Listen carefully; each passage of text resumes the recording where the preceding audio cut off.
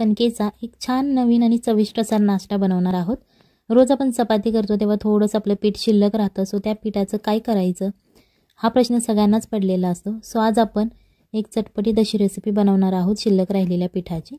इथे आपल्याला एक गोळा घ्यायचा आहे। हे मी गव्हाचं पीठ घेतलेलं आहे, जे आपल्या घरात शिल्लक राहिलेलं असं चपाती करून तेव्हा तुम्ही ही रेसिपी करू शकता किंवा या रेसिपीसाठी अशा प्रकारे पीठ मळून घेऊ शकता।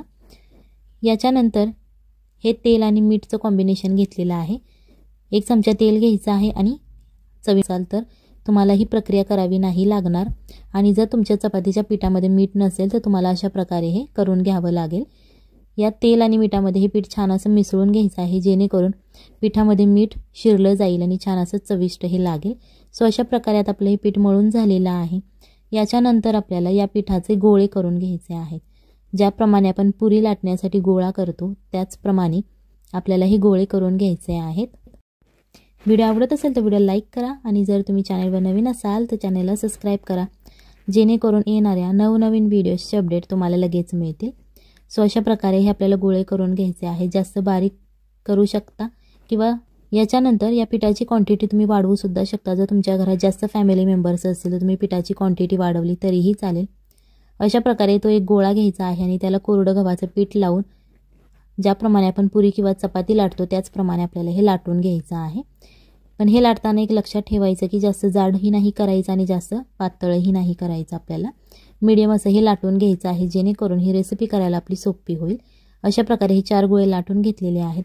याच्यानंतर एका छोट्या कढईमध्ये किंवा तुमच्याकडे जी कढई अवेलेबल असेल त्यामध्ये पाणी घालून ते पाणी गरम करून घ्या। छान असं उकळून घेतल्यानंतर गॅस बारीक करायचा आहे आणि ज्या आपण पुऱ्या किंवा तुम्ही चपात्या म्हणू शकता याला ज्या लाटून घेतल्या होत्या आपण, त्या आता एक एक करून या कढईमध्ये सोडून घ्यायच्या आहेत।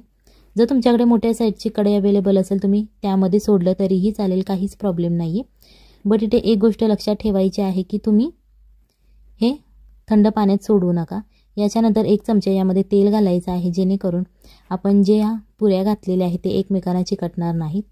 आणि जर तुम्ही नाही घातलं तरीही चालेल, कारण पीठ मळताना आपण तेल घातलं होतं। जेव्हा तुम्ही हे गरम पाण्यात सोडता तेव्हा तुम्हाला अशा प्रकारे या एकमेकांना चिकटणार नाहीत आणि जर तुम्ही थंड पाण्यात सोडलं तर ते एकमेकांना चिकटले जातील। जास्त वेळ लागत नाही ही रेसिपी शिजण्यासाठी, 5 ते 7 मिनिटात हे शिजून वरती येतं। मस्त की ह्या पाण्यावरती तरंगतात, त्या थंड करून घ्यायच्या आहेत। अशा प्लेटमध्ये तुम्ही काढून घेऊ शकता। अशा प्रकारे तुम्हाला या पुऱ्या थंड करून घ्यायच्या आहेत, नाहीतर ते तुमच्या हाताला भाजल्या जातील। सो इथे आपल्याला एक चॉपिंग बोर्ड घ्यायचा आहे आणि या चॉपिंग बोर्डच्या मदतीने आपल्याला हे एक एक पुऱ्या याच्यावरती ठेवून घ्यायच्या आहेत। इथे मी शंकरपाळ्याचा चमचा घेतला आहे। जर तुमच्याकडे शंकरपाळ्याचा चमचा अवेलेबल नसेल तर तुम्ही इथे चाकू घेतला तरीही चालेल। चाकूच्या मदतीने आपल्याला हे एक एक स्लाइस अशा कट करून घ्यायच्या आहेत। तुम्ही तुमच्या इच्छेनुसार बारीक किंवा जाड कट करू शकता किंवा मीडियम कट केल्या तरीही चालतील। सो अशा प्रकारे आता आपल्याला हे कट करून घ्यायचं आहे।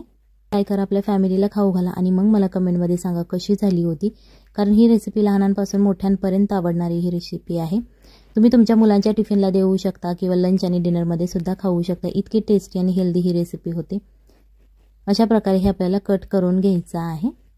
जर तुमच्या चमच्याला ते चिकटत असेल तर तुम्ही थोडंसं चमच्याला किंवा चाकूला ज्याने तुम्ही ते कट करणार असाल त्याला तेल लावून घ्या, जेणेकरून हे चमच्याला किंवा चाकूला चिकटणार नाही आणि सहजपणे हे तुम्हाला कट होईल। अशा प्रकारे आता आपलं हे कट करून झालेलं आहे। तुम्हाला दिसत असेल बघा, जास्त पातळही नाही आपण केलेलं आणि जास्त जाडही नाही केलेलं, मीडियम अशी ही आपण पोळी लाटून घेतली होती। याच्यानंतर इथे एक पॅन घ्या किंवा कढई घ्या, त्यामध्ये 1 ते 2 चमचे तुम्ही तेल घालू शकता। जर तुम्हाला लेस ऑइल बनवायचं असेल तर तुम्ही अर्धा ते 1 चमचा घातलं तरीही चालेल। अर्धा चमचे जिरे घालायचे आहेत आणि अर्धा चमचा मोहरी घालायची आहे। हे छान असं तडतडून द्यायचं, जेणेकरून तेलामध्ये ते छान असं फुटलं जाईल आणि त्याची टेस्ट खूप छान येते। सो ते तेल गरम झाल्यानंतरच आपल्याला जिरे आणि मोहरी टाकायची आहे, जेणेकरून ते छान असे फ्राय होतात। याच्यानंतर 3 ते 4 लसूण घ्यायचे आहेत, त्याचे छोटे छोटे असे काप करायचे। चाकूच्या मदतीने करू शकता किंवा तुम्ही मिक्सरवरती थोडंसं जाडसर असे लसूण वाटून घेतले तरीही चालतील।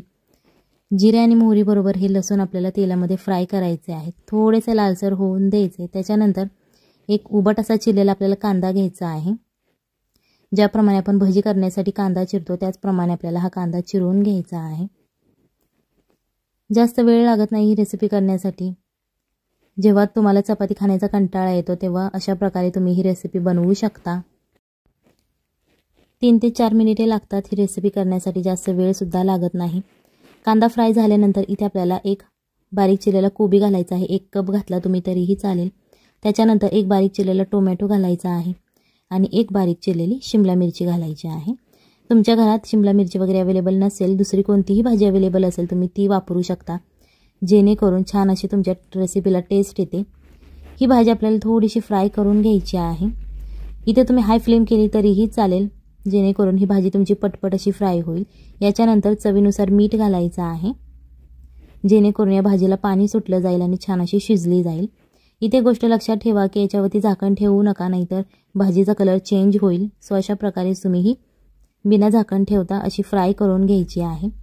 त्याच्यानंतर भाजी थोडीशी फ्राय झाल्यानंतर 1 चमचा आपल्याला रेड चिली सॉस घालायचा आहे। त्याच्यानंतर 1 चमचा ग्रीन चिली सॉस घ्यायचा आहे। ही सहज आपल्या घरात अवेलेबल असतं आणि जर तुमच्या घरात red chili sauce green chili sauce नसेल तर तुम्ही इथे हिरव्या मिरच्या वाटून घातल्या तरीही चालतील। 1 चमचा शेजवान चटणी घालायची आहे, जेणेकरून ही लहान मुलांच्या आवडीची रेसिपी आहे। इथे 1 चमचा सोया सॉस घालायचा आहे। जर तुमच्याकडे डार्क सोया सॉस असेल तर तुम्ही अर्धा चमचा घालू शकता आणि जर तुमच्याकडे लाईट सोया सॉस असेल तर तुम्ही 1 चमचा घातला तरीही चालेल। सो अशा प्रकारे आता हे छान असं मिक्स करून घ्यायचं आहे। अर्धा ते 1 मिनिट हे मिक्स करून झाल्यानंतर आपण जे नूडल्स तयार केलेले आहेत गव्हाच्या पिठाचे, जे आपण आत्ताच कट करून घेतले होते, ते आपल्याला यामध्ये घालून घ्यायचे आहेत। तुम्ही तुमच्या इच्छेनुसार घालू शकता, कमी घालू शकता किंवा जास्त घातले तरीही चालतील। सो अशा प्रकारे हे आता आपलं नूडल्स घालून झालेले आहेत। जर तुम्हाला थोड्या वेळानंतर रेसिपी करायची असेल तर तुम्ही हे नूडल्स फ्रीजमध्ये ठेवले तरीही चालतील, अजिबात ते खराब होत नाहीत। सो आणि जर तुमचे हे नूडल्स चिकटत असतील तर तुम्ही याच्यावरती थोडंसं पीठ लावून भुरभुरून घेतलं तरीही चालेल। हे नूडल्स आपले घालून झालेले आहेत। आता याच्यानंतर हे मिक्स करायचे आहेत या मसाल्यामध्ये, जेणेकरून याची टेस्ट खूप छान लागेल। सो अशा प्रकारे तुम्ही हे मसाले फ्राय करून घेऊ शकता, हे नूडल्स फ्राय करू शकता। ही रेसिपी नक्की घरी ट्राय करा, आपल्या फॅमिलीला खाऊ घाला आणि मग मला कमेंटमध्ये सांगा कशी झाली होती। हे तुम्ही हाय फ्लेमवरती, लो किंवा मीडियम फ्लेमवरती सुद्धा फ्राय करू शकता, जास्त वेळ लागत नाही आणि हे जास्त फ्राय सुद्धा करायला लागत नाही, कारण हे आधी शिजलेलं आहे सगळं। सो फक्त आपल्याला हे मिक्स करायचं आहे। चला तर मग भेटूयात पुढच्या रेसिपीमध्ये। टाटा।